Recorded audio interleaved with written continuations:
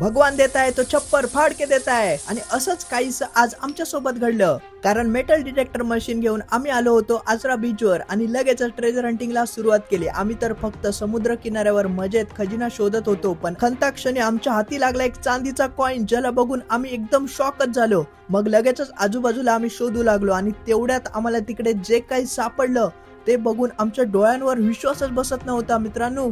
कारण ते एक कानातलं होतं आणि ते पूर्णपणे सोन्याचं दिसत होतं, पण दिसतं तसं नसतं. म्हणून आम्ही लगेच क्षणाचा पण विलंब न करता आम्ही एका सोनाराच्या दुकानात येऊन पोहोचलो आणि त्या काकांना दोन्ही वस्तू दाखवल्या.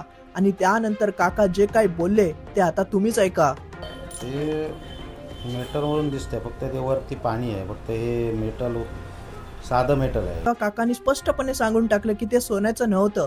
त्यामुळे आम्ही एकदम डिमोटिवेट झालो होतो. पण नंतर जेव्हा आम्ही तो सिल्वर कॉइन काकांच्या हातात ठेवला तेव्हा काका बोलले, हा चांदीचा आहे.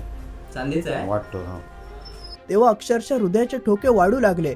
मग आम्ही लगेच त्याची काय प्राइस असू शकते हे विचारलं. त्यानंतर काका बोलले, 10 ग्रॅमचा असेल ना, हा.